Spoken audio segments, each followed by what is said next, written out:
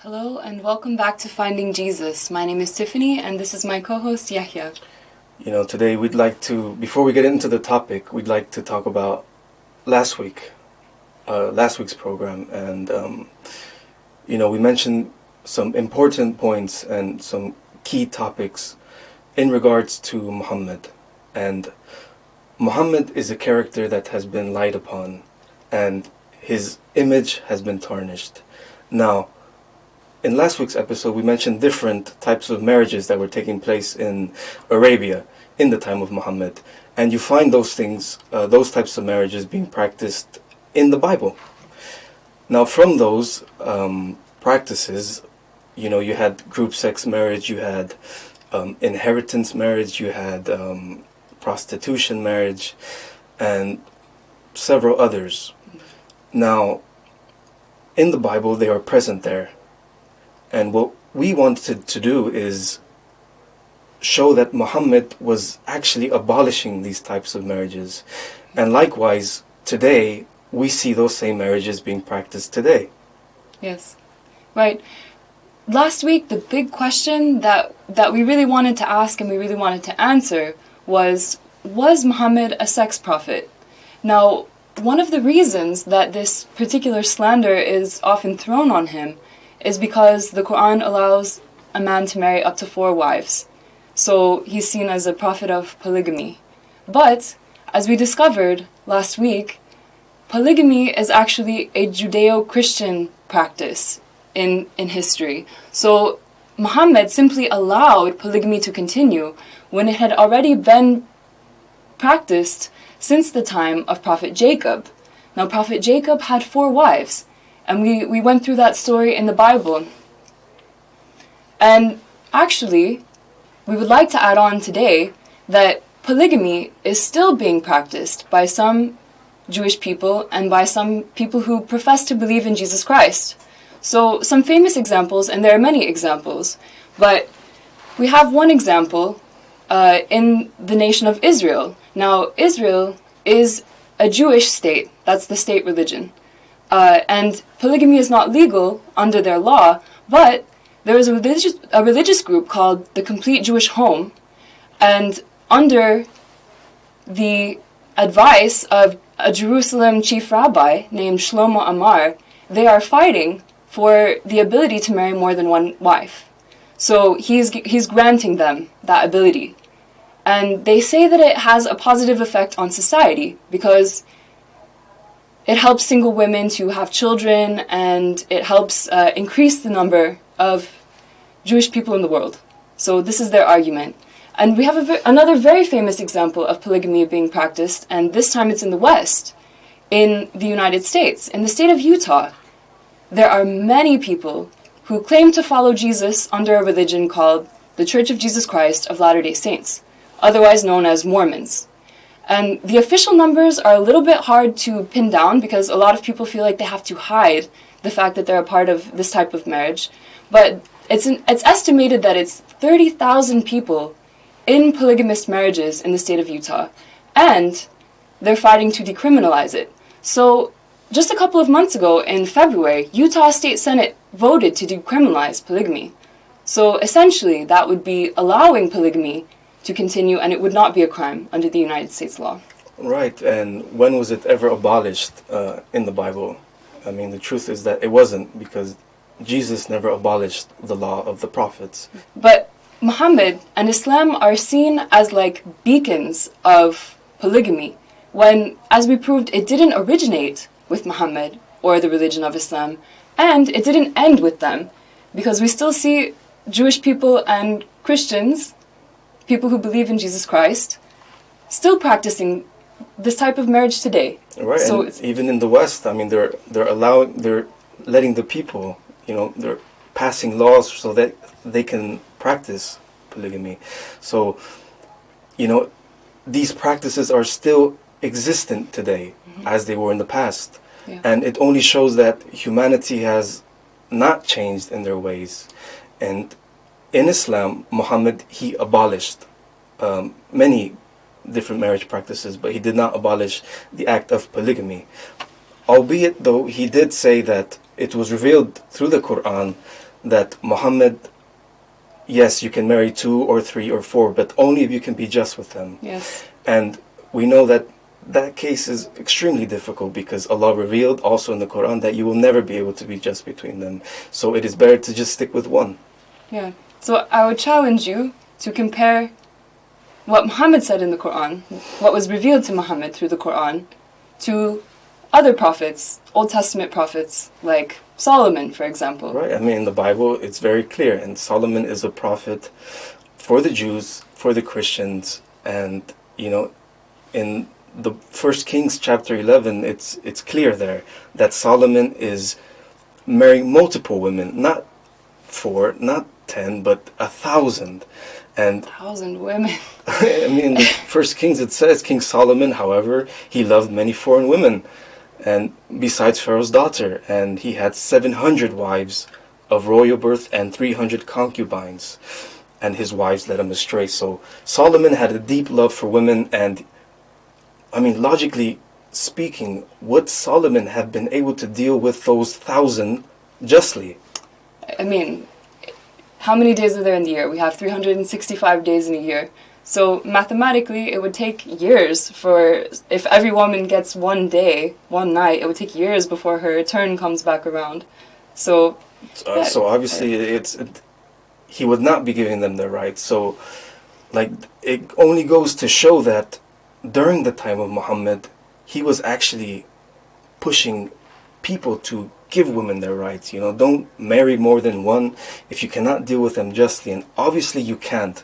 Yeah. So for Solomon to have married 1,000 only shows that, he was doing something completely different, whereas Muhammad was establishing women's rights. Right. He was coming with a different law, and he was changing what was before him for a better future.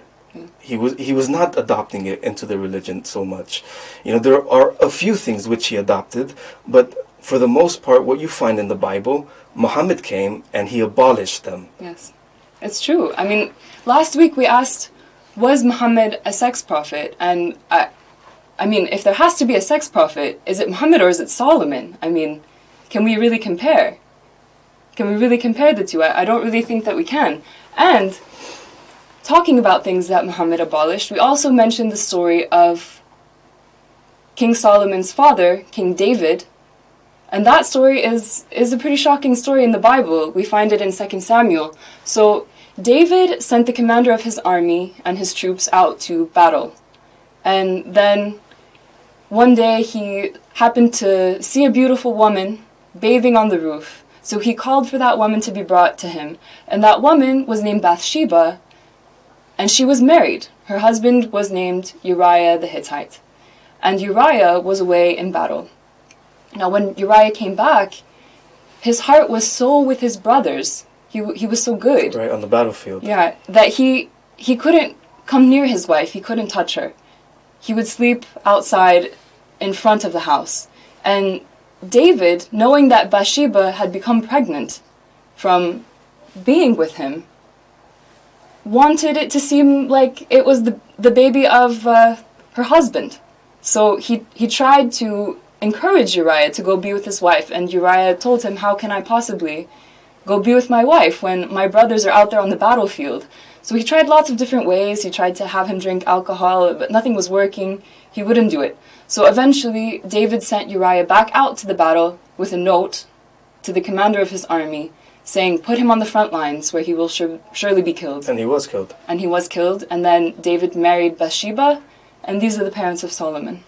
Yeah, I mean, yet in the Quran we find something in regards to casting your gaze down when you see women. In the Quran, chapter 24, verse 31, it says, say to the believing men that they restrain their eyes Yes. and they guard their private parts. That is pure for them, and surely Allah is well aware of what they do. So the Quran is promoting goodness. It is promoting a sense of chastity, to be pure and to restrain yourselves. Yes. This world is not just about to marry women. Marriage is a form of pleasure. And Muhammad is cutting back on these practices, these Judeo-Christian traditions, and he's saying we have to, as a society, as a community, change our ways. Yes. But it's unfortunate because today we find those same things being practiced today. And as we mentioned earlier, the state of Utah, the state of Israel, are actually still allowing it. Now, yes, it is still permissible today, but of course, like we said, you cannot be equal with your women. So that's why you should just stick with one. And the reasons for Muhammad outlawing these practices was that, of course, it is better for humanity. It is better for the people that they focus their attentions not on their desires, but on God. Yes, that's very true. Muhammad, many of the things that we saw Muhammad outlawing are still being practiced today. Societies freely allow many things, and we even have nations that are Christian nations. Now, in Europe and even the United States, we have countries that were supposedly founded on Christian values, to the extent that we find the cross in many of their flags. And we have nations that are still considered Christian nations. It's the official state religion today of England, Norway, Greece, Hungary, Denmark, and others. So we see the cross in the flag of some of these countries reflecting the Christian values. And the European Union flag has a very obvious nod to the Christian values.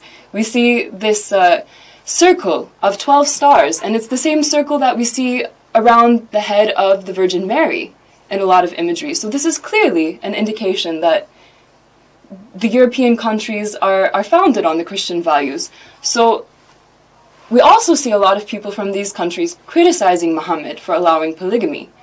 But as we showed in the last episode, he actually outlawed a lot of things that are still allowed today. So for example, prostitution. Prostitution is a type of marriage that was being practiced in Arabia, and Prophet Muhammad put a stop to it because it's exploitation of women. All right. But we still find that it's legal in 15 countries today in 2020. Right. So and from them are European countries, like countries of the West. It's not even, we're not even talking about Middle Eastern countries where, it originated from. We're talking about not the West.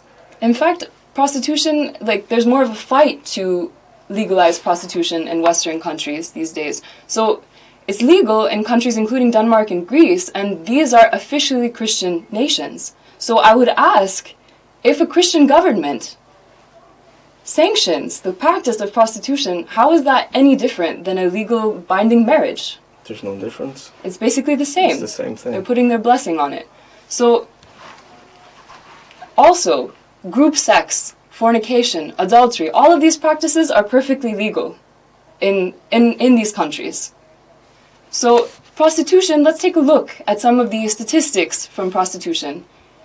And take a look at whether or not this is a positive thing for society, because we're saying that Muhammad came and he improved society.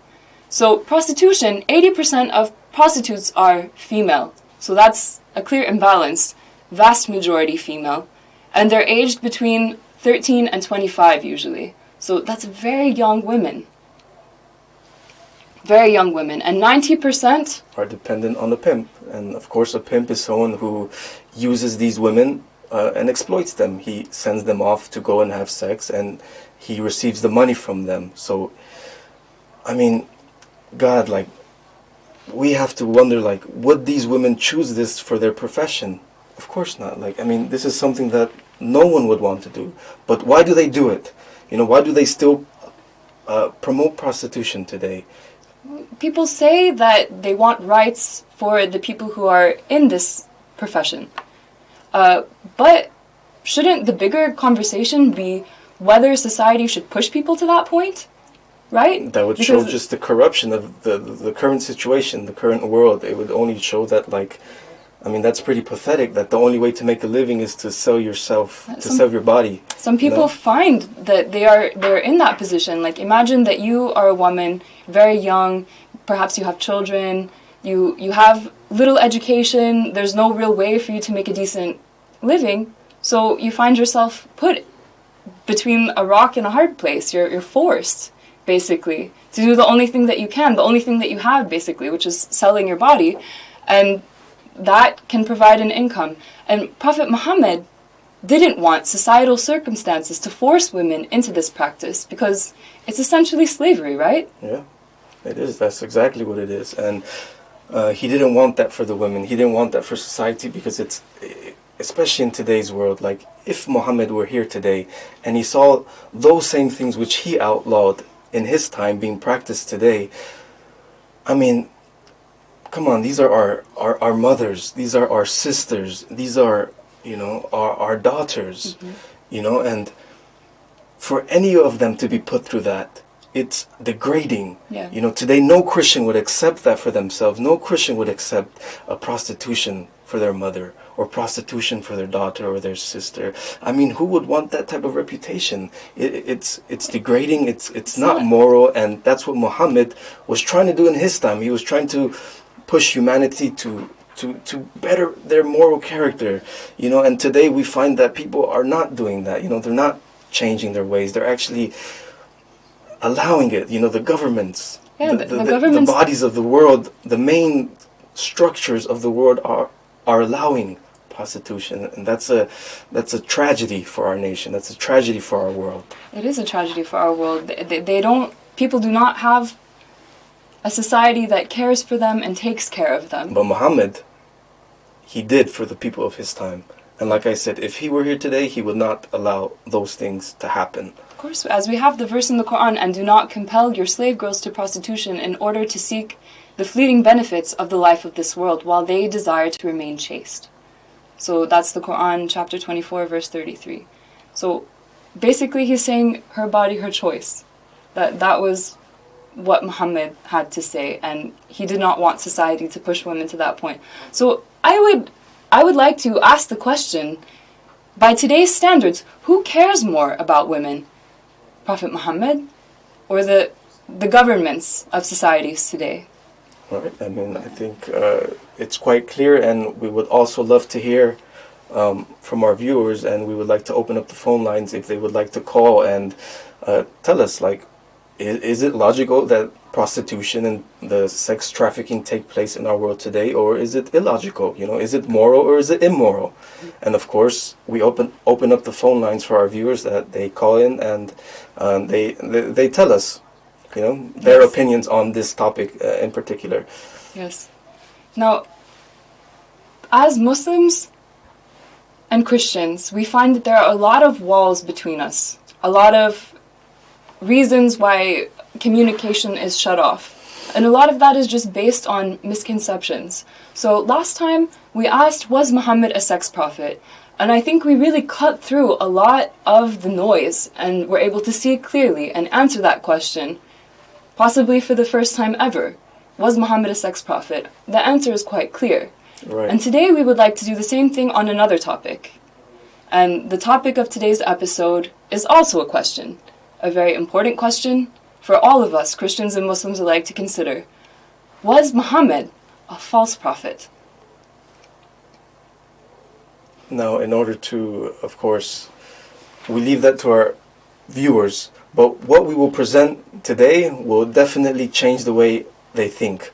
You know, whether they be Christians, whether they be Jewish, because we will prove through the scriptures, we will prove through the way Jesus was proven to be a prophet, the same way. You know, we will apply those same concepts to Muhammad, and we will allow the viewer to judge for themselves, to see if what we are saying is truthful or is it not.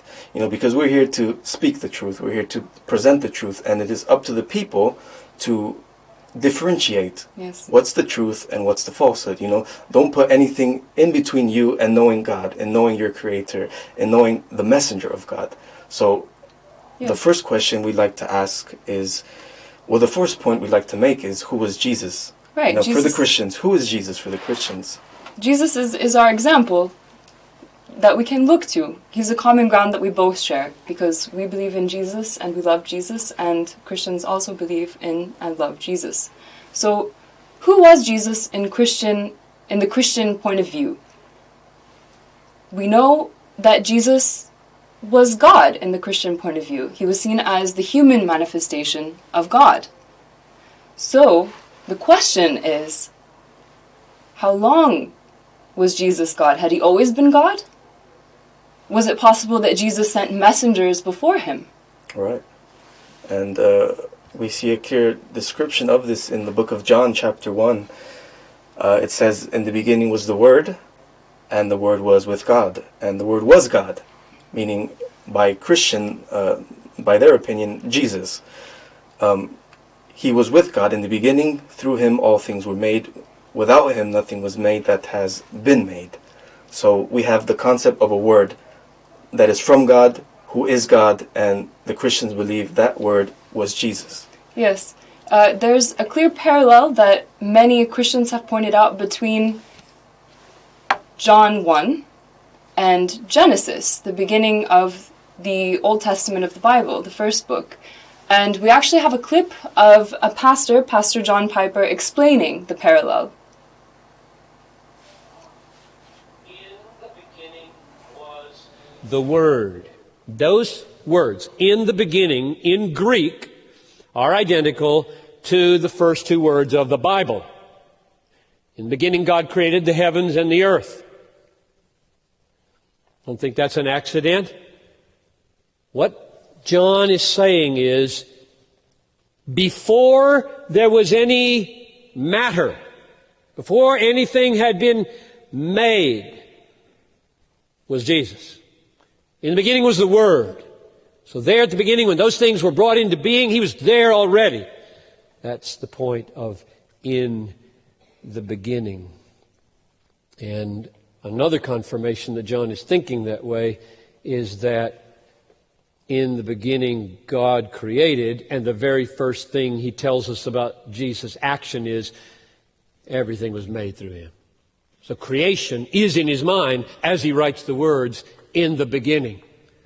So Jesus was there as the Son of God in the beginning. So there was Pastor John Piper explaining the concept of the Word, referring to Jesus. Now, by that definition, the Word is Jesus. He existed before all things, and he is essentially God. Mm-hmm. Now, there is another term that exists in the Bible. Yes, well, we wanted to ask so Jesus is God. Jesus was always God since the beginning of creation. So, according to the Christians, so that must mean that when it is described in the Old Testament that God is appearing to the prophets, the Hebrew prophets, that must be talking about Jesus, right? Right. Because he is God, and according to the Christian belief. So, there's a word to describe when this happens, a physical appearance of God to a human being, and that word is theophany. So we see several theophanies in the Old Testament, but they all have one very, very important thing in common. No one saw God's actual face. Well, that would...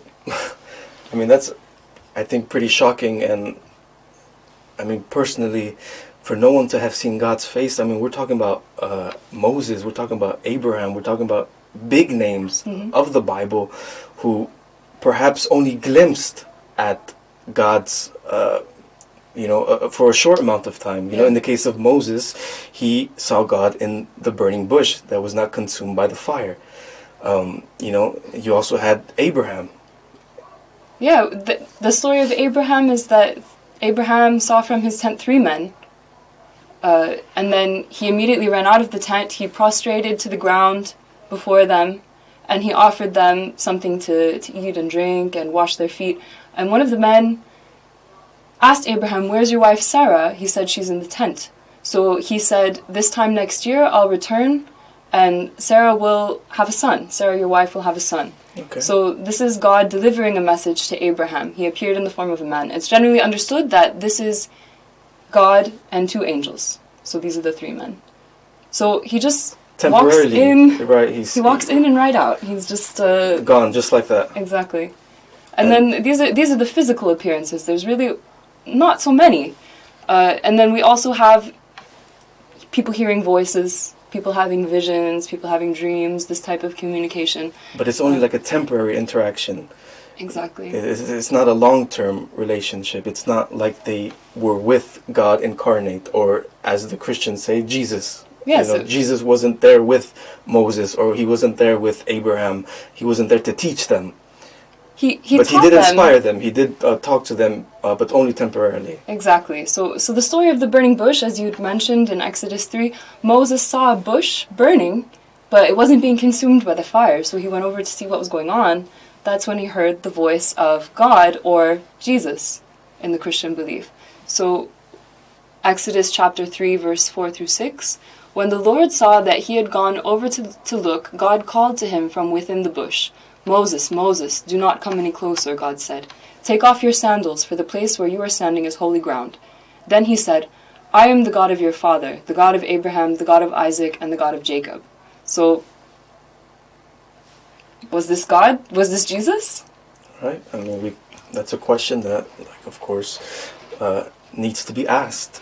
So, but Moses couldn't see his face. And in fact, in Exodus 33, we find this verse, "You cannot see my face, for no one may see me and live."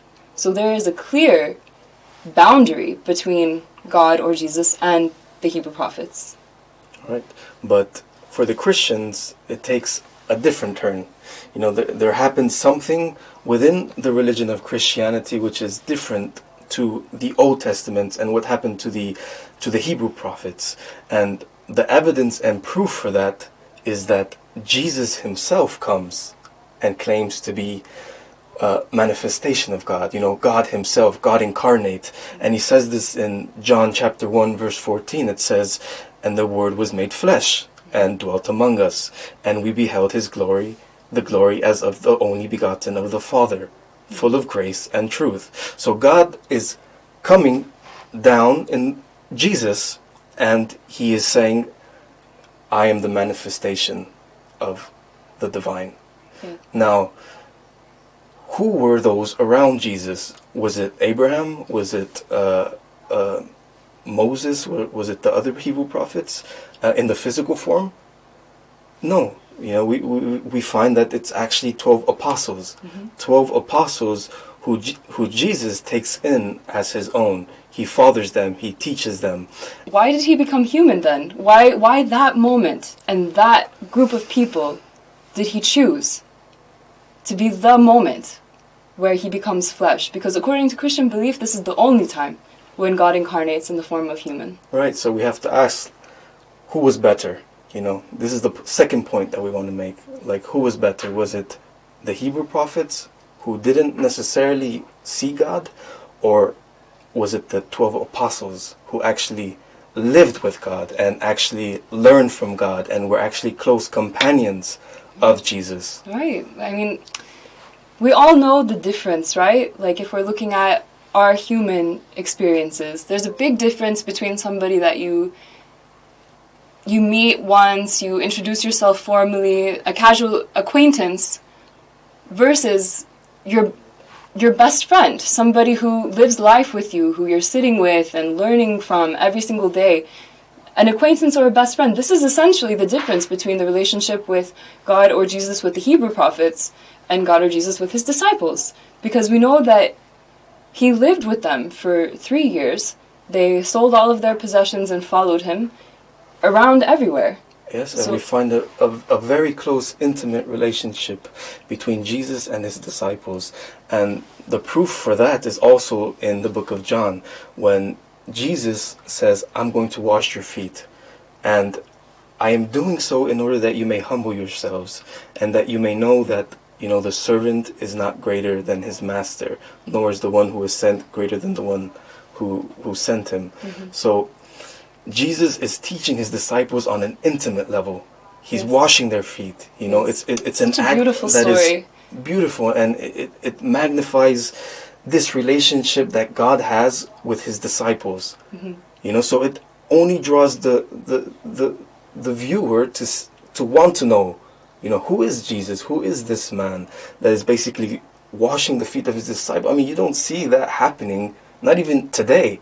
And back then, we're talking about 2,000 years ago, Jesus is performing this act of humbleness, you know, this act of humility, this act of just like, you know, submission, like, you know, God, it shows his compassion. Yes. It shows his love. Through Jesus, we get to know the attributes of God so much more, right? Because he's the embodiment of God's attributes as God in creation. And this act of washing the feet of his disciples is very symbolic, because he's essentially teaching them how to become feet washers themselves, how to go forth after him and be servants. exactly be servants of the ones who they are teaching. So he's essentially passing the torch on to them in a way. He's teaching them how to continue after him. And of course, going back to the question that we posed is, you know, who is greater? You know, is it the Hebrew prophets or is it the 12 apostles of Jesus? If Jesus was really the God of the Old Testament, it must mean that the disciples are somehow more worthy of this type of intimate, close bond with God. Because Jesus is God, according to the Christian belief. So imagine God washing your feet. These must be extremely special men. Right. I mean, you don't find that with the other prophets Exactly. in the previous stories, you know. So, I mean, essentially, who is better? Is Simon Peter better, or is Abraham better? You know, is doubting Thomas better, or is a prophet like Moses? You know, now we're talking about in the time, you know. Yes. They had that chance, so that only brings another question. You know, we know that God is just, and we know that he is merciful, and that he gives to his servants according to what is right. Yes.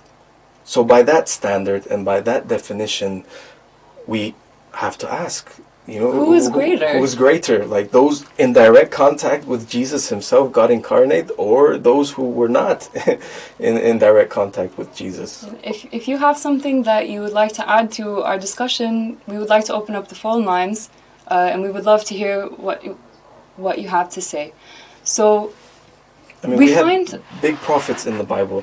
I mean, there's, you know, Isaiah, there's Jeremiah, Ezekiel, Daniel. You know, you have the 12 minor prophets, Hosea, Joel, Amos, Obadiah, Jonah, Micah, Nahum, Habakkuk, you know, Zephaniah, Haggai, Zechariah, Malachi, not to Big mention names? Adam and Noah and Moses and Abraham. These are huge characters. yes, and they've influenced people. People look up to them. But we have to look at the facts. God incarnate chose these 12 men to come in human form and live amongst them and teach them on a personal level.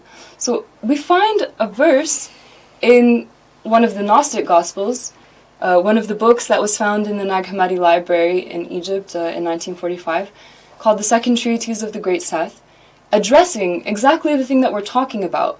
So this is in the words of Jesus. He's saying, "For Adam was a laughingstock, Abraham and Isaac and Jacob were a laughingstock, David was a laughingstock, Solomon was a laughingstock. The 12 minor prophets were laughingstocks, since they have come forth as imitations of the true prophets. They came into being as counterfeits through the Hebdomad, as if he had become stronger than I and my brothers. But we are innocent with respect to him, since we have not sinned. Moses, a faithful servant, was a laughingstock, having been named the Friend, since they perversely bore witness concerning him who never knew me. Neither he nor those before him, from Adam to Moses and John the Baptist, none of them knew me nor my brothers." And John the Baptist was right before Jesus, and yet even John the Baptist didn't know Jesus truly. Rather, he's saying, me and my brothers, or me and my disciples. Yes, so I mean, would you really know someone if you only hear a voice?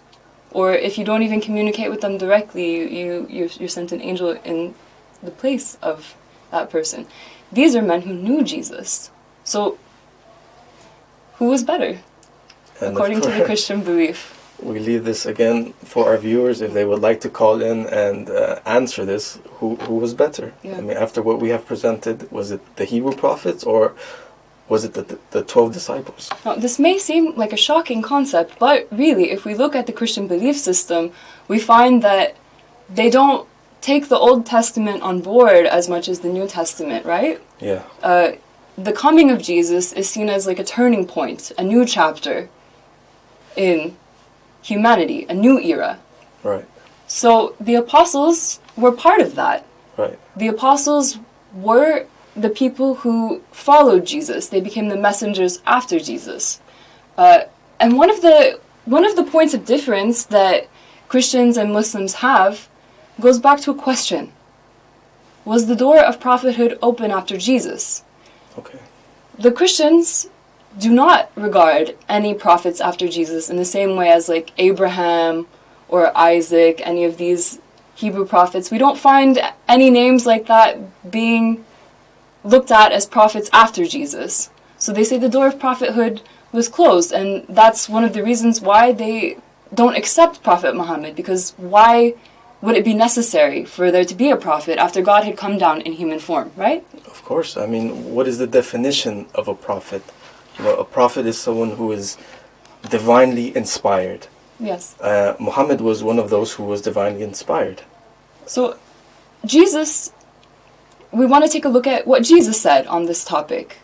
What did Jesus say? Did he say, there are no prophets coming after me? No, he didn't. But he said something quite interesting in the book of Matthew. He said, beware of false prophets who come to you in sheep's clothing, but inwardly they are ravenous wolves. Now, why would Jesus warn us of false prophets if there wouldn't be prophets to come after him? Exactly. It wouldn't make sense. You wouldn't tell someone, be careful walking on that road, if the road was smooth and there were no pitfalls or anything ahead of them. You would tell them, be careful walking on that road if there were potholes and potential things that they could fall Dangers. into. You could get hurt. You could potentially die walking on the road. You could break your ankle. You could fall. You can fall into a deep pit. Anything could happen. So Jesus is saying, like, beware of false prophets. Beware of the road that you walk, because there will be false prophets. Now, was Jesus trying to confuse us? Obviously not. Jesus is trying to guide us. So he's telling us something. In this statement, there are a few hidden little gems in this statement. So if you say beware of false prophets, it automatically indicates that there would be true prophets. Otherwise, you would just say, hey, that's it. After me, there's no prophets. If anyone comes to you claiming to be a prophet, know that he's false. He says differentiate. There are going to be false prophets, but there's also going to be some true prophets. Right. And he makes this example of sheep. So he says, someone will come to you, they look like a sheep, but inwardly they're a wolf. They're a wolf in sheep's clothing. So the sheep are the prophets, right? Correct. So why would you dress in sheep's clothing if there were no sheep around? But at the end of the day, a sheep is a sheep and a wolf is a wolf.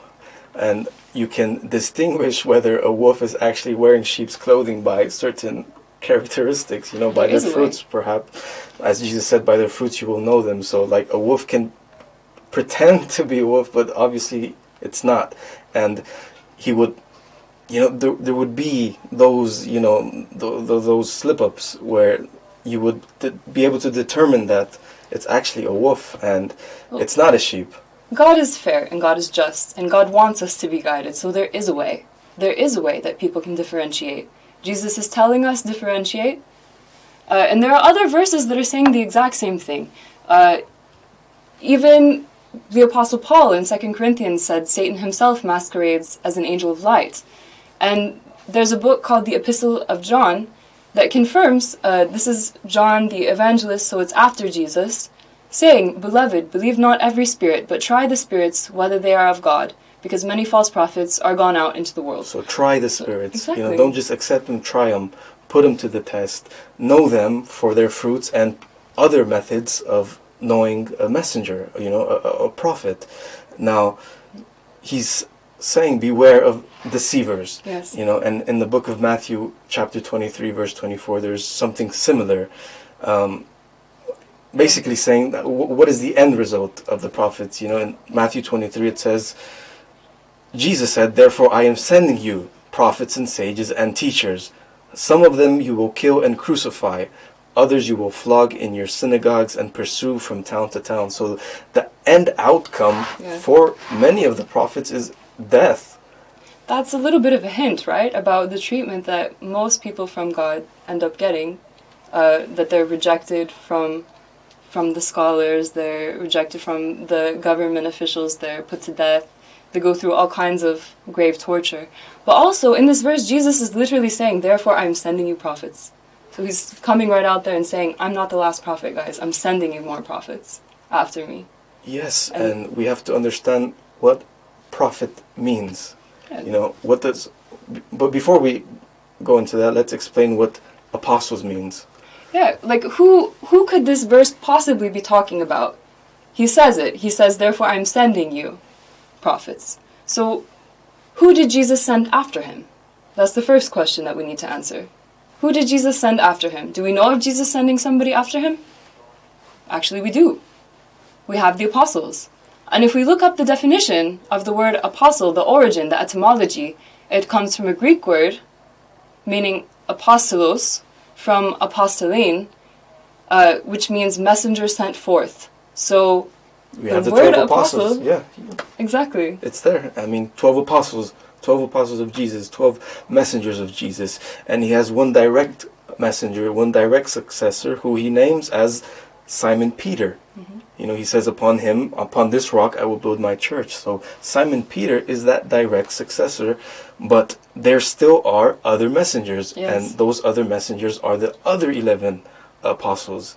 Mm-hmm. Now, yet those weren't the only ones that Christians accept to be messengers or apostles of Jesus. There are other characters as well, and from them is Paul. Yes. Paul says that he sees a vision, and that, well, first off, let's get into Paul. Like, this was a guy who was obviously an enemy of Jesus.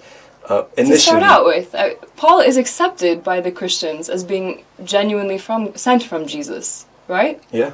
But what's his history? Yeah, his history was that he was actually persecuting the Christians of his time, and he was working with the scribes of his time, the scholars of his times, and they were out to kill Christians. Mm-hmm. Now, it was on his way to go and persecute more Christians that he receives a revelation now, according to the scripture, and this revelation, Christians believe it is Jesus appearing to Paul, and Jesus criticizes Paul for, "Saul, why do you persecute me?" Yes, why do you persecute me? What do I have to do with you, basically? That's the only instance where Paul actually sees Jesus. Before that, he was not one of the initial apostles of Jesus. No. He actually came after, and it's even recorded that he had a lot of confrontations with the direct successor of Jesus, who was Simon Peter. Yes. So that would only show you a bit of his character. If he is fighting against the direct successor of Jesus, then, it doesn't paint really a good picture about Paul. If he's on his way to go and fight and kill the Christians, those who follow Jesus, yet we find Christians accepting Paul as an apostle, as a messenger of Jesus, simply because he said he saw Jesus.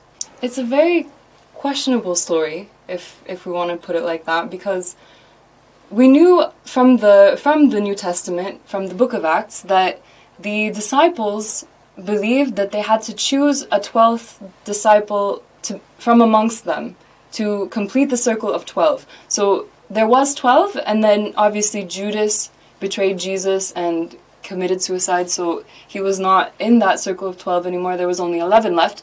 But the number 12, they knew that it was significant and that they had to complete it. So they prayed for God to guide them and choose the right person. So they drew lots, and by this method, Matthias was chosen to be the 12th apostle. So it's very strange that then, just a couple of years later, this other person named Paul comes along and says, God appointed me. So we see in the book of Acts that Paul is blinded on the road to Damascus, and Jesus says to him, Saul, at this time his name is Saul, so he says, Saul, why do you persecute me? So then Jesus blinds him, and he's blind for 3 days, and then a man called Ananias is allegedly sent by Jesus to go and heal Paul's sight. So this is the verse where it's declared that Paul is an apostle of Jesus. It says, Go, this man is my chosen instrument to proclaim my name to the Gentiles and their kings and to the people of Israel. So in his own words, written by himself, in a way that can't be corroborated by anybody else, Paul has prophecy, and he declares himself one of the apostles or messengers of Jesus. Right, and he was not the only one who did, because almost a century after the crucifixion of Jesus, of course, there's another character by the name of John of Patmos, and this character was actually exiled from his hometown to an island. And it is on this island that John of Patmos receives revelation from the Lord. Now, who this Lord is, of course, Christians say it is Jesus. So the Lord appears to John of Patmos, and he reveals to him certain knowledge about future events. Now, these certain knowledges that he hears from the Lord, he then compiles it into a book, which is the famous book of Revelation in between our hands today. Now, this is the book that many Christians actually look towards to see the end of time signs. Yes. And it is those end of time signs that, it's a hot topic, because it includes the 4 horsemen of the apocalypse. It includes the 7 seals. It includes the lamb that was slaughtered. It includes many signs that Christians use to prove that we are living in the end times. And they also accept John of Patmos as an apostle, as a messenger, essentially a prophet, right? Because a prophet, like we said, is someone who receives divine revelation. And who did they receive their divine revelation from? From Jesus. Yes, Jesus appears, and he's giving forth signs, like what will happen in the end times is Jesus will return. So he's giving signs of his return. Here, the verse is quite interesting. On the Lord's day I was in the Spirit, and I heard behind me a loud voice like a trumpet. I turned around to see the voice that was speaking to me, and when I turned I saw 7 golden lampstands, and among the lampstands was someone like a son of man, dressed in a robe reaching down to his feet, and with a golden sash around his chest. The hair on his head was white like wool, as white as snow, and his eyes were like blazing fire. His feet were like bronze glowing in a furnace, and his voice was like the sound of rushing waters. In his right hand he held 7 stars, and coming out of his mouth was a sharp double-edged sword. His face was like the sun, shining in all of its brilliance. So that is quite a different depiction of Jesus from how we see him being depicted in the Gospels. Right.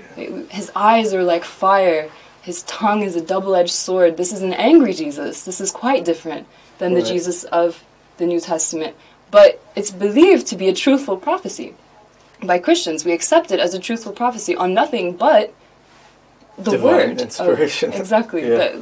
So, what is a prophet if not somebody who has a vision and a communication? We also have the example of Paul coming forth saying that he was a prophet, essentially. He was having prophecy of Jesus. Jesus was appearing to him. And we have Paul making changes to the religion. So in the Gospel of Matthew, chapter 5, Jesus says, "Do not think that I have come to abolish the law of the prophets. I have not come to abolish them, but to fulfill them." And then we have Paul in the book of Romans saying, for Christ is the end of the law for righteousness to everyone who believes. So Jesus is saying, I don't abolish the law. Paul is coming along. Paul is a man who never met Jesus, coming along saying, Jesus abolished the law. So these are very dramatic changes, dramatically different versions of Jesus that we see from these alleged prophets.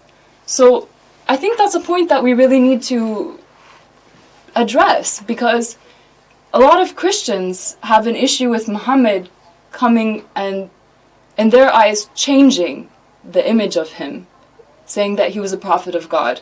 But he claimed divine revelation, so he would essentially be no different to Paul and to John of Patmos, because that's what a prophet is. Like we've said, it is someone who receives divine revelation. So by that definition, if Christians are willing to accept Paul, and they're willing to accept John of Patmos as prophets and messengers from Jesus, then what stops them from accepting Muhammad? Yes, exactly. I mean, these are big, influential books, and we accept them.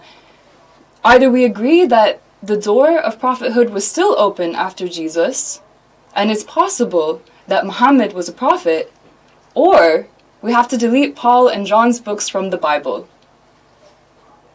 Rightfully so. I mean, if we're just and we're honest, then of course, there has to be something then. There's something that differentiates a true prophet, because Christians don't accept Muhammad. So why wouldn't they? Because who knows why? Maybe because they think he's a sex prophet. But what we're saying, proved that. We've proven that he wasn't. But what we're trying to say is that, look, Muhammad claimed divine inspiration. Now, if we agree that Jesus continued to send messengers, you have to admit that the possibility that Muhammad was a true prophet does exist. It does exist. There's no way around it. Otherwise, we just have to delete Paul and John's books from the Bible, and that calls into question the entire validity of the Bible, and that's a whole other road. Right. But if we agree that these were prophets, messengers sent from God, Jesus appeared to them, then we have to open the door of possibility. We have to say that the door of prophethood was open after Jesus. And I think the case is quite clear that it was. Right. And now just going back to the topic of how to differentiate between who is a true prophet or a false prophet, there are ways. And Jesus informed us of those ways. And from those ways it was by knowing them through their fruits. Now, Muhammad, if our viewers do not know, Muhammad was a character who came to perfect the morals and manners of the people. And his way, in his religion, is what actually brought people to believe in Islam back then and even today. You find stories of Prophet Muhammad.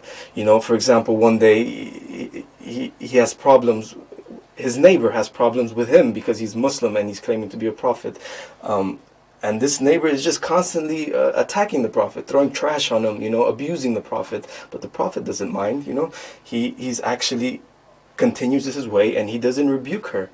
He continues actually the same path that Jesus taught, If you are smacked on your cheek, then turn your other one for, to the person that smacked you. In this story, this woman is throwing trash on the Prophet. Now, it so happens that one day, she doesn't do so. And the Prophet becomes worried.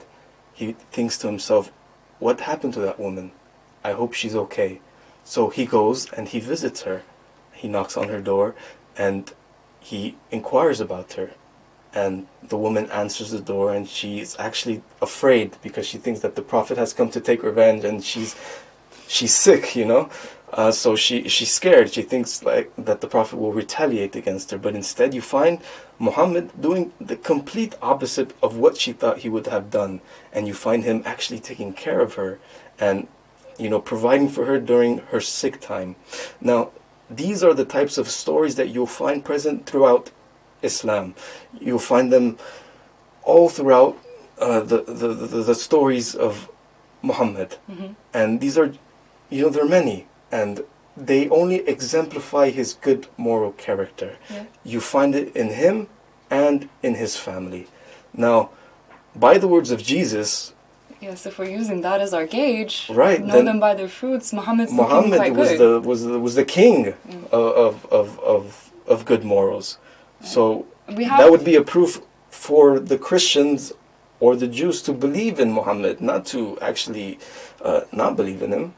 That's true. If we're just looking purely at the words of Jesus, know them by their fruits, then these are the fruits of Muhammad. But it's a complicated issue, knowing someone by their fruits, because as we've explained, the proof of God comes to people in different times.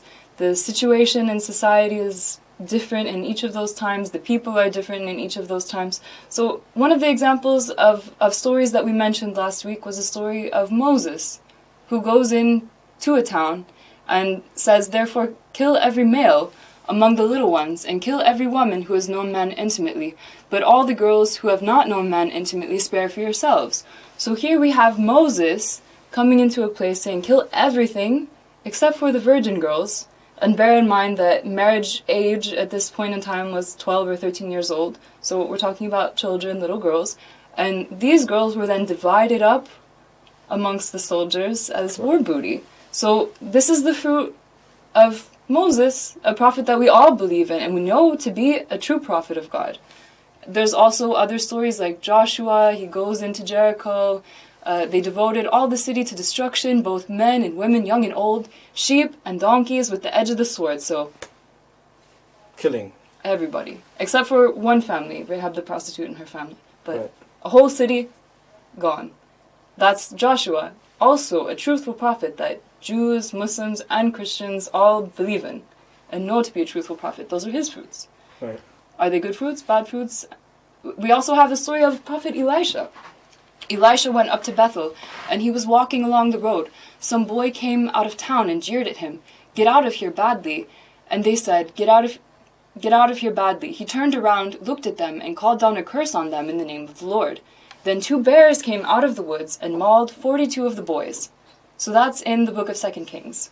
So Elisha, prophet of God, we all believe this. And these are his fruits. So knowing someone by their fruits, if we're going by that method, who looks better? Muhammad or obviously. the Abrahamic prophets, Muhammad, the Hebrew clearly. prophets? But It's a complicated thing. We all know that these are truthful prophets. So what we're saying is there has to be a foolproof way, a right. way that there's no... No denying whatsoever. You Exactly. cannot deny that, and God the is way just. of, yes, and the way of knowing the prophet of God, has been presented to us by Jesus himself. Mm-hmm. And the first of those, It's a three-part it's a law. three-part law, and the first of those is calling to the supremacy of God, which means what? It means that you call towards the Lord, you call towards God. You have no will of your own, as Jesus said to his disciples, pray in such manner, Our Father who art in heaven, hallowed be thy name, thy kingdom come, thy will be done. Yes, So thy will, his will, the Lord's will, yes, God's will, yes. in complete contrast to, say, democracy, which is the people's choice. The supremacy of God is vital in knowing the true messenger, the true prophet of God. And by that standard, it is only one of 3. So, calling to the supremacy of God, Jesus called to the supremacy of God, Moses called to the supremacy of God. He had 10 commandments being revealed to him by God. Yes. And these 10 commandments were for the people. So, it was the law of God for the people. It was not the law of the people for the people.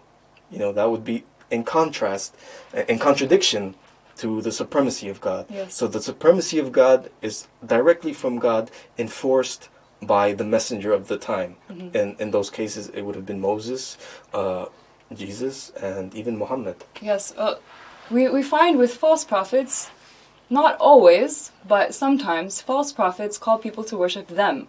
So they call people to give them their money, they get rich off of them, they're never pointing the finger and saying God, they're saying me.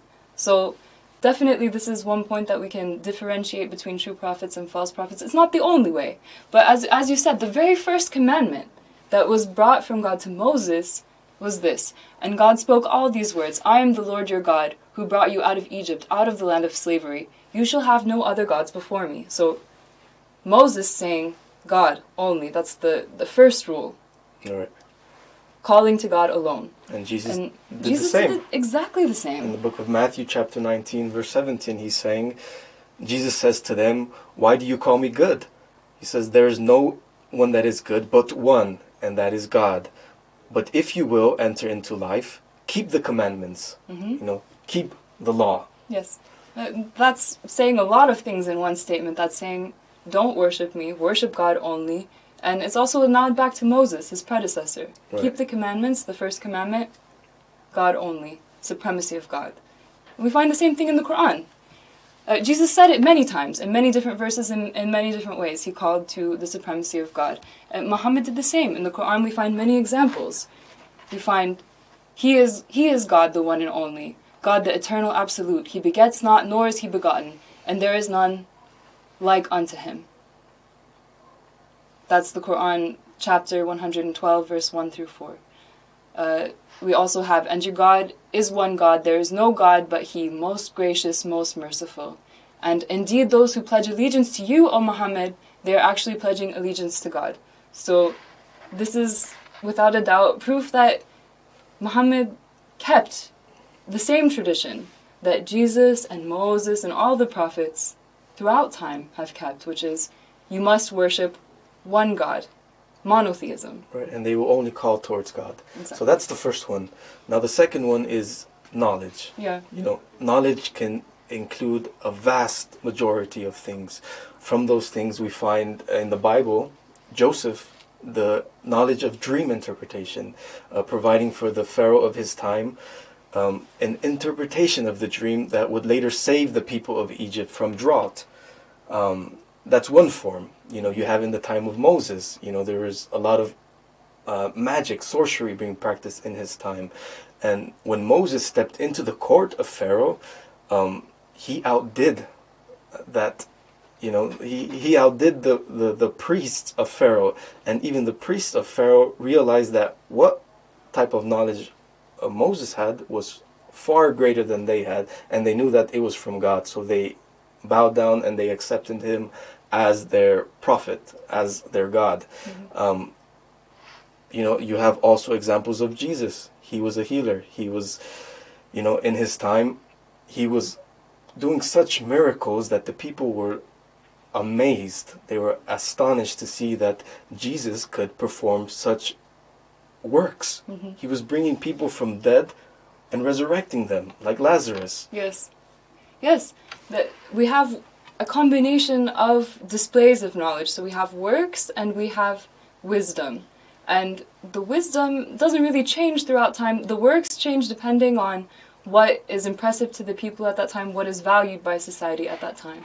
So as you've shown all the different examples, these were specific to the times that they came and the people that they came to. Mm-hmm. But the wisdom is pretty comparable. We find that Jesus taught morals and manners. He came teaching many beautiful things. And what are morals and manners if not the attributes of God?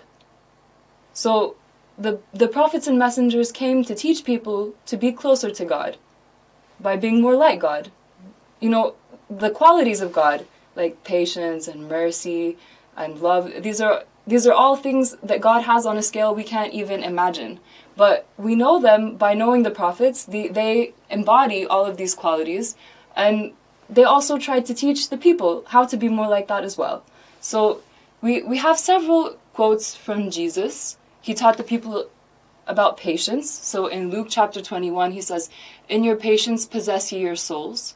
He taught people to value their souls more than worldly goods. So he said, "For what shall it profit a man if he shall gain the whole world and lose his soul?" And then he taught people to not return evil with evil, but return evil with forgiveness and kindness. He said, "You do not do evil to those who do evil to you, but you deal with them with forgiveness and kindness." Beautiful, right? Yeah, they all sound the same to me. Yeah, they sound amazing, and they're words to live by, except they're actually not all Jesus. Right. The last one is a saying of Prophet Muhammad, but Jesus did teach about the exact same thing. In the Gospel of Matthew chapter 5, he said, "Love your enemies and pray for those who persecute you, that you may be children of your Father in heaven." So here we have Jesus and Muhammad teaching exactly the same thing, the same morals and manners. Right. And then, just as Jesus taught patience, Muhammad said, "O you who have believed, seek help through patience and prayer. Indeed, Allah is with the patient." And just as Jesus said, "What shall it profit a man if he shall gain the world and lose his soul?" Muhammad said, "Richness does not lie in the abundance of worldly goods, but richness is the richness of the soul." So here we have Jesus and Muhammad coming forth with the same knowledge. Of course. And of course, knowledge is very important because it helps distinguish between ignorance. Mm-hmm. What's the opposite of knowledge? It's ignorance, meaning not knowing. Yes. And if you don't know, then how can you claim to be from God if you don't have the answers to the the requests of the people? I mean, think about it. By today's standards, if there is a problem in the world, Yes. say coronavirus, Yes. COVID-19, a great pandemic happening in the world today, if the people don't have an answer to solving that, then Surely a person from God would. of course Jesus had the answer for death itself. Yes. What about today? Yeah. Like, if Definitely. those things are existing today, then we just have to accept logically that a messenger of God would have the answers. Now, in history, they always did have the answers. And how did they have the answers? Well, they received them from God directly, Yes. through inspiration. God was the one guiding them, enforcing them, and showing them, the answers to questions of people. And the unfortunate truth, the truth of it all is that today we have people who claim to be representatives of Jesus. They claim to be representatives of God. You have the Pope himself. You have the scholars who claim to be deputies of Jesus. They claim to be essentially prophets. But What they're are they coming ignorant. forth with? Are they producing this knowledge? No, they're Which is- ignorant. What have they provided? I mean, if we look at the Bible, you'll find that the prophets actually condemned these type of people. They were harsh against them. John the Baptist, Jesus, they said, when the scribes were coming, they said, "Woe to you hypocrites, you brood of vipers." Yes. So today we have many brood of vipers in the world. They all claim to be people of God, but they are ignorant and they fall flat on their face when the tragedy happens or when a pandemic happens, like Exactly. COVID-19. Exactly. As we've seen, who is coming forth with the cure? It's definitely not these people who you've mentioned, these religious authorities, the Pope, the scholars. They have nothing. They clearly do not have the knowledge inspired by God. And that is one of the three attributes of a true prophet, distinguishing him from all the false prophets. Right. So as we've discussed the call to the supremacy of God, and that alone is not enough. It's like an equation. We need to have all three of them simultaneously. So maybe somebody has one and they lack the other two. Maybe somebody has two, but they lack one. It has to be all three together. And this is the law. So we have examples of that, like somebody who claims to call to the supremacy of God. We have the Pope, we have the Roman Catholic Church, we have even groups like ISIS, the filthy, disgusting group ISIS. They all claim to be calling towards the supremacy of God, but they lack the others. Right. You can falsify knowledge, so knowledge alone is not enough, because people have come forth with knowledge that was proven to be true, like Nostradamus, for example. Nostradamus had knowledge, he had prophecy, but he was not from God, he was not a prophet of God. So these two things alone cannot stand. On their own, they cannot No. stand. So they have to be a trinity, let's call it. They have to be three, Yes. united in All one. three. And the third one is It's the ultimate. the will.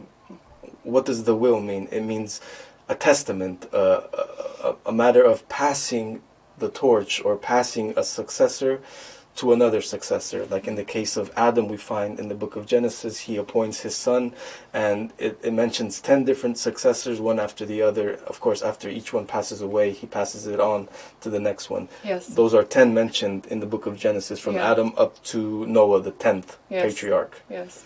And we have many, many examples that are very clear that successorship is being passed on. We have the story of Rebekah and Isaac and their sons Jacob and Esau.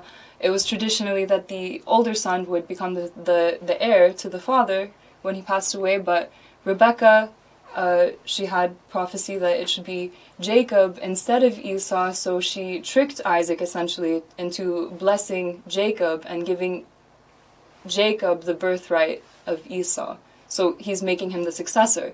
We also have the story of Joseph and his sons. When Joseph's father Jacob was about to die, he brought his sons Manasseh and Ephraim to him.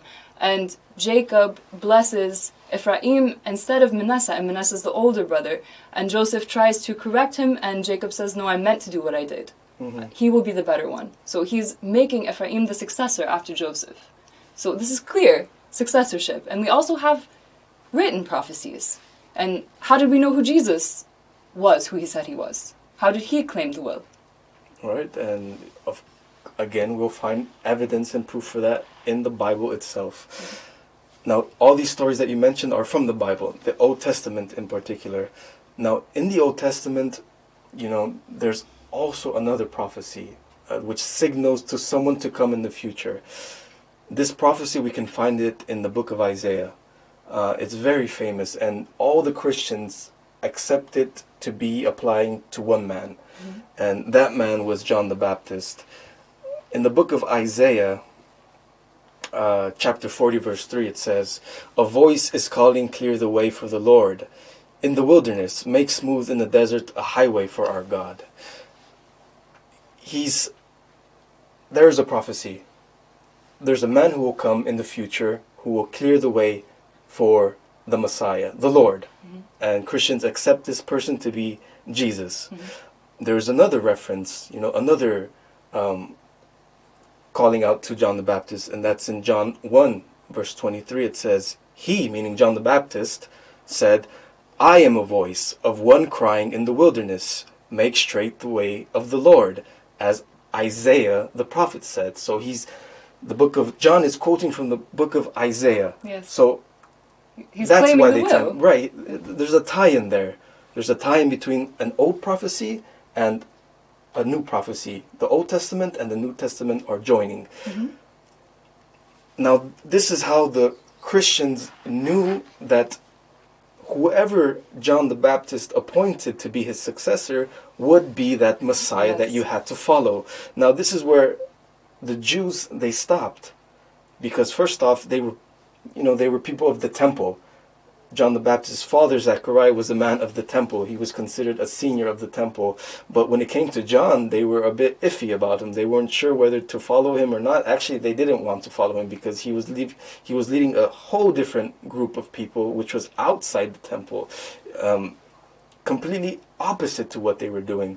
So you find stories in the Bible as well where people are being sent to John, and they're asking him, "Who are you?" And he's denying being the Messiah. Rather, he even says, "There's someone amongst you who I am not even worthy to untie his shoes," basically. So, had the Jews accepted the prophecy of the book of Isaiah and applied it to John, mm-hmm. the Baptist, they would have found the messenger. Yes. By description and by the man himself. Mm-hmm. And they should have followed Jesus, but they didn't. And Christians, that is how Christianity started. Yes. The passing of the torch from John the Baptist to Jesus. Yeah. So that's a form of announcing someone to come after him. And that was Jesus, the Lord. Yeah, it's a chain. So once you break one link in the chain, you're lost. So John was the chain right before the link in the chain right before Jesus. So it was John who then pointed out, this is the one, this is the Messiah. And Jesus himself, just like we see John claiming the prophecy that was in Isaiah that was about him, we see Jesus doing the exact same thing. In the Gospel of Luke, Jesus went to the temple. He went to Nazareth, where he had been brought up, and on the Sabbath day he went into the synagogue. And as was his custom, he stood up to read, and from the scroll of the prophet Isaiah, it was handed to him. Unrolling it, he found the place where it is written, "The Spirit of the Lord is on me, because he has anointed me to proclaim the good news to the poor. He has sent me to proclaim freedom for the prisoners and recovery of sight for the blind, to set the oppressed free, to proclaim the year of the Lord's favor." Then he rolled up the scroll, gave it back to the attendant, and sat down. The eyes of everyone in the synagogue were fastened on him. He began by saying to them, "Today, this scripture is fulfilled in your hearing." So Wow. this is Jesus saying, "This is me. I'm the one that Isaiah prophesied that he was talking about." That is Jesus claiming the will. All right. So now we see that Jesus had all of these three attributes of a true prophet. Exactly. He was calling to God. He had the knowledge, which was unprecedented for his time, and he was a claimant of a will. He was a claimant of a prophecy that was mentioned before time. Exactly. Now, Jesus we've established, we accept Jesus. We accept him as a prophet of God, a messenger from God. Did Jesus leave for his followers that same law to determine the prophet who would come after him? Because he already said that there would come prophets who he would send after him. Yes. So by logic, there has to be these three laws summed up into one man who would come after Jesus. Yes. If we hold Muhammad up to the same law, do we find that he also fulfills this third attribute? We know that he called to God, the supremacy of God. We know that he had divine knowledge. We've proven these 2 points. But did he have a will to claim? Did Jesus possibly leave a prophecy in the Bible that Muhammad would then come forth and claim? The answer is yes, he did. And we find that in the book of John. Jesus promised that he would send someone after him, somebody called the Paraclete. So we find in the book of John chapter 14, "If ye shall ask anything in my name, I will do it. If ye love me, keep my commandments. And I will pray the Father, and he shall give you another comforter." Comforter is the translation which many people apply to the word Paraclete. Paraclete, yeah. It was originally in Greek, the Bible. "That he may abide with you forever, even the Spirit of truth, whom the world cannot receive, because it seeth him not, neither knoweth him. But ye know him, for he dwelleth with you, and shall be in you. I will not leave you comfortless, I will come to you." And then again, in John chapter 14, he says, "But the Comforter, even the Holy Spirit, whom the Father will send in my name, he shall teach you all things, and bring to your remembrance all that I said unto you." That's important to know. Bring to your remembrance all that I said unto you. Meaning, those same teachings that I taught you, you will find them Exactly. in that comforter, the Paraclete. Yes. So the word Paraclete, as we had said, the Gospel was originally written in Greek. So there are 2 possible words that this could have been. The first word is Parakletos, which means the comforter, the helper, the agent. And that's how it's normally translated in the Bible by Christians. The second is Parakletos, which means the praised one. And its Arabic equivalent is the name Ahmed. Which is also the same as Muhammad. It's technically the same name.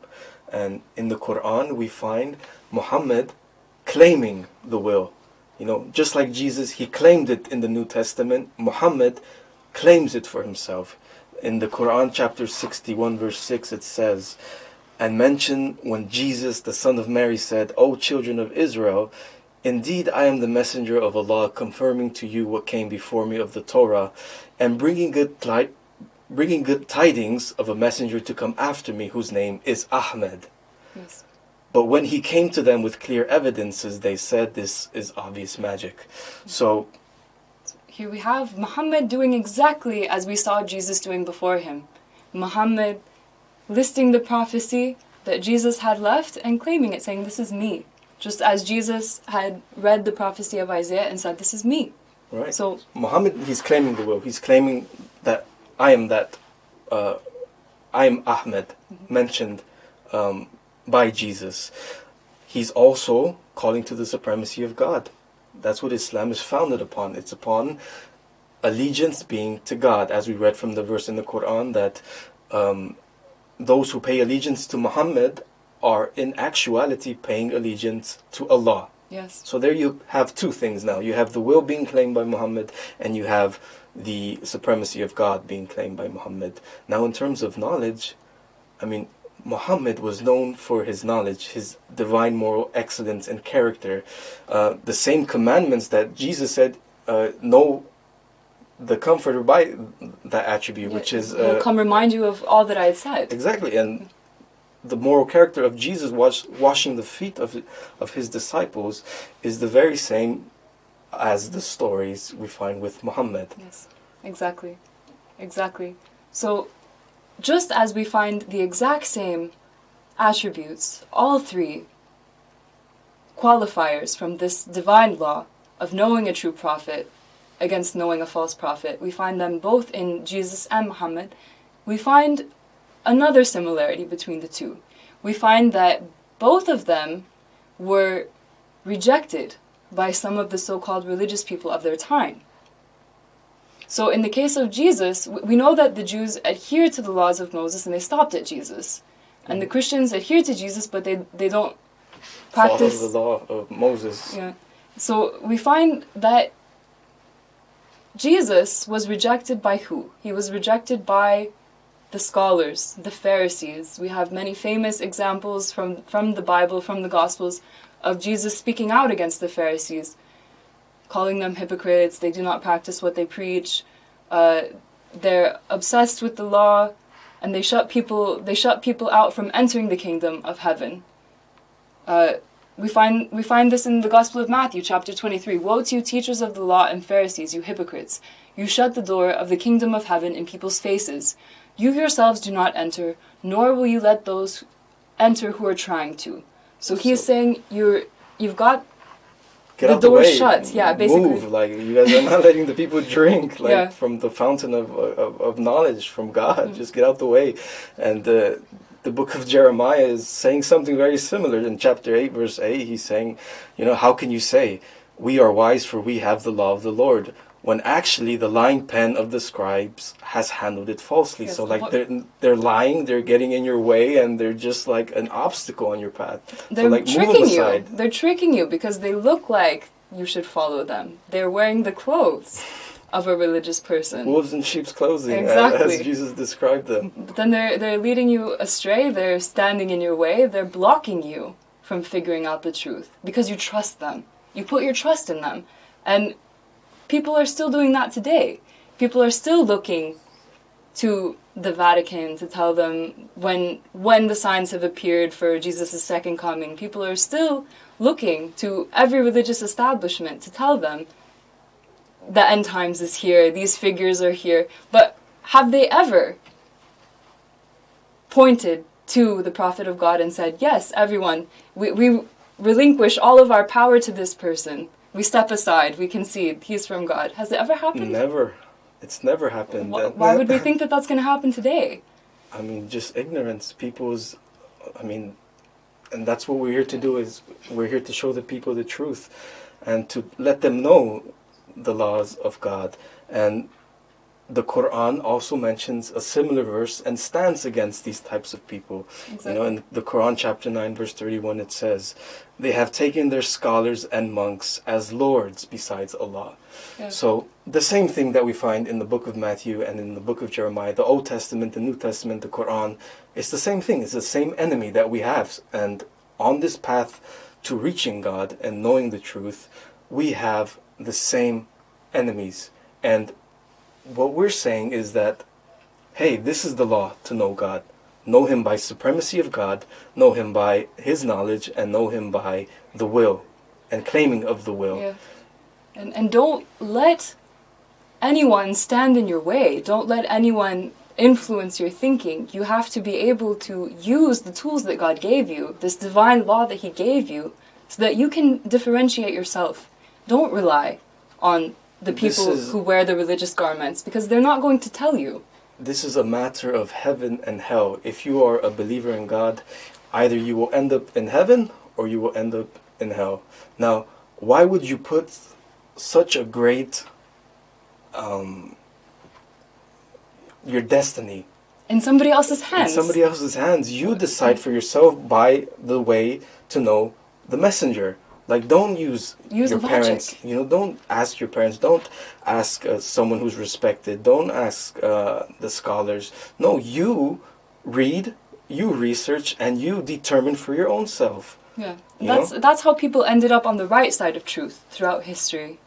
Because if you were alive in Jesus's time, he probably would have looked like the less likely candidate to follow. You have the scribes, the Jewish scholars, the Pharisees. They're the establishment. They're the ones that, in the apparent, we should be following. Yeah. But then you have Jesus, and then look how that turned out. Jesus was the truthful prophet. Jesus was the one to follow. And if you would have looked at these three things that we laid out today, that would have been clear. Because he had all of them. And yes. Prophet Muhammad also had all of them. So today we ask the question, was Muhammad a false prophet? Was Muhammad a prophet of God? And I think that the answer is very clear. It's very clear, and I hope that this episode helps our viewers in embarking on the path to knowing the messenger of their time and coming closer to God, and not relying on other people or their opinions, but rather to come to a conclusion from their own selves, so that they cannot blame others for the outcome of their destiny, essentially. It's been an amazing discussion. We've been so happy to be here with you discussing this very important topic, and we're unfortunately out of time today, but we hope that you will tune in and join us next week on Finding Jesus, and we continue to walk this path together. We'll see you next week.